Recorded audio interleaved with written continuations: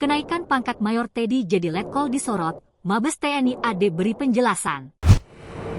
Kenaikan pangkat Mayor Teddy Indra Wijaya menjadi Letnan Kolonel, letkol, belakangan ini menuai perhatian publik.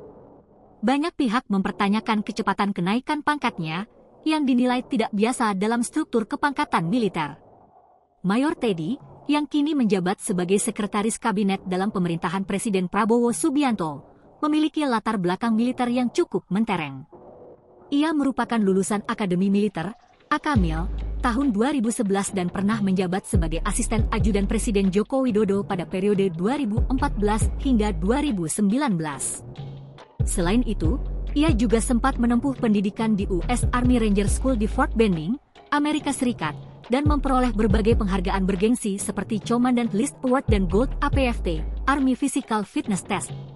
Sebelum mendapatkan promosi, Mayor Teddy sempat ditunjuk sebagai Wakil Komandan Batalion Infanteri Para Rider 328 Dirgahayu pada Februari 2024. Namun, hanya dalam waktu beberapa bulan, ia kembali naik pangkat menjadi letkol, yang memicu berbagai spekulasi terkait proses kenaikan pangkatnya.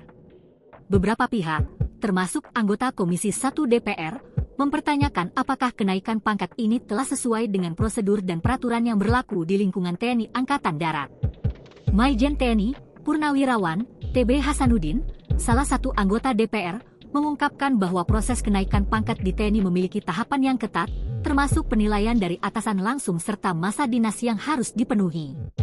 Di tengah ramainya perbincangan publik, Mabes TNI AD akhirnya buka suara dan menegaskan bahwa kenaikan pangkat Mayor Teddy sudah melalui prosedur yang berlaku. Menurut perwakilan TNI AD, pangkat Teddy dinaikkan berdasarkan kebutuhan organisasi serta prestasi dan kompetensi yang dimilikinya. Meski demikian, isu ini masih terus menjadi sorotan.